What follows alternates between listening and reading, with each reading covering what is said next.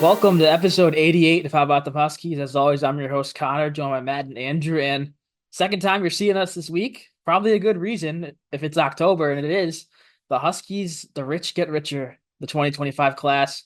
The Indiana kid doesn't stay home. He's going to stores. Braylon Mullins commits to UConn. I mean, initial reaction from you guys about this. I mean, obviously, we had a bit of a slow start recruiting in our class. We didn't get Adams till a few weeks ago, Ryba last week. Now, obviously, we get Mullins. It's huge to replace guys that are leaving the program. Like Mullins is going to be our DR replacement. But what's your guys' initial reaction to getting a prospect like this?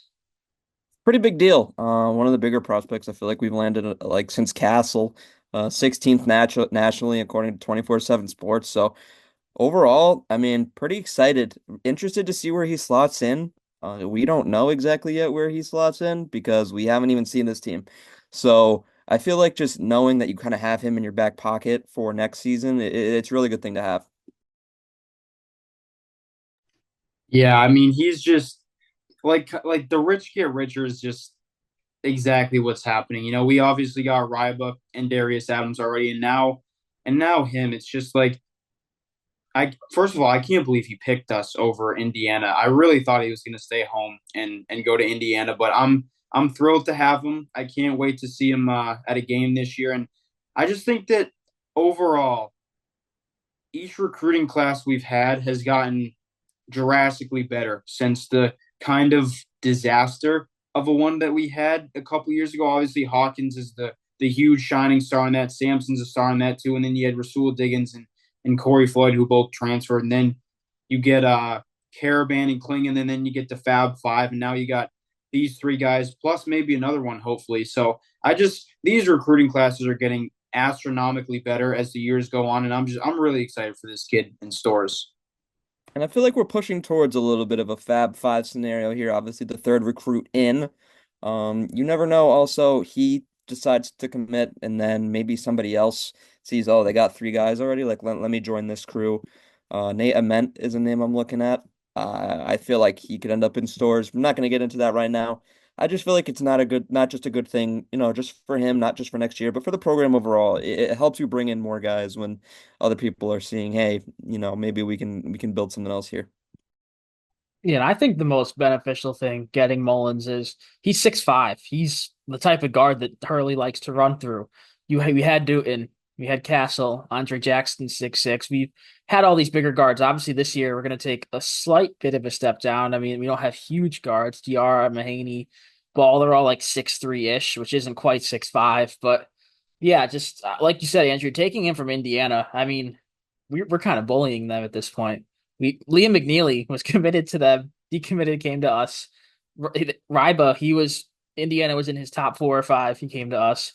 Braylon Mullins, right in their backyard. I don't know where Greenfield is in Indiana, but Indiana's not that big of a state. I'm sure it's pretty close. And we took him. I don't know what's next. I don't think we're really in on the same recruits, at least right now. But down the line, I feel like we're going to continue to bully Indiana. I mean, I don't want to harp on this for too long, but it all started with the infamous Goodman tweet. So, if he didn't tweet that, maybe Ryba and Mullins would have gone to Indiana, but who knows? Yeah, I mean, I just find that funny to see. It could be any other team that was going for the same guys. We just happen to get him. We're not going to talk too much about this because it's so far away until he plays his first game. But really, just one last point. I mean, what do you guys think is next for this class? I know Matt, you mentioned potential new Fab Five. I mean, one name I'm looking at is Nico Bundalo. I feel like he'd be the next perfect fit as almost like an Alex Caravan replacement. I want to hear if you guys got any names. I know Matt, you mentioned one already.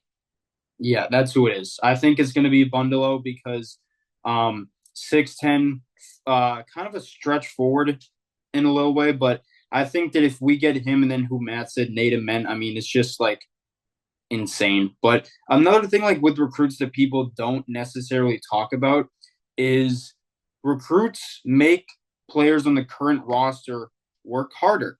You know, obviously we had our guys going last year, no matter what. But somebody like an Alex Caravan sees that Bundalo. I mean, this is obviously hypothetical. Actually, we won't even go to Bundalo. A guard like Solo Ball sees that Braylon Mullins commits here and realizes, this kid really could take my spot if I don't work my ass off this year. So I feel like these recruits like kind of pushing people out.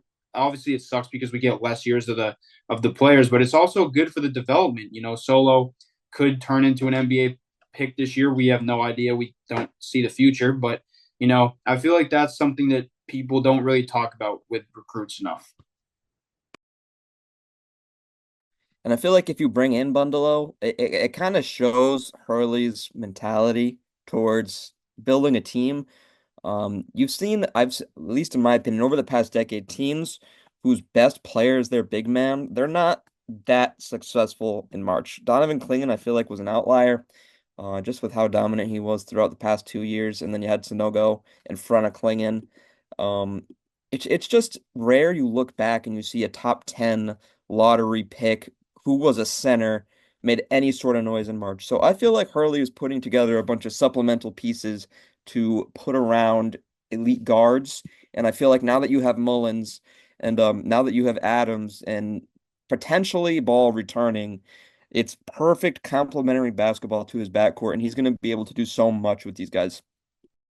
Yeah, in that backcourt, you have to get Noel as a sophomore next year too. But one last point I want to make here is how our recruiting strategy, not strategy, but it's kind of looking a little different for this class. If you look at our class of 2023, the Fab Five, obviously Castle's from Georgia, but Jaden Ross is from Virginia, Ball's from Virginia. A bunch of those guys are from the northeast, northern part of the U.S. That's the area I'm trying to describe. But you look at this class right now, Darius Adams goes to La Lumiere, which is in Indiana.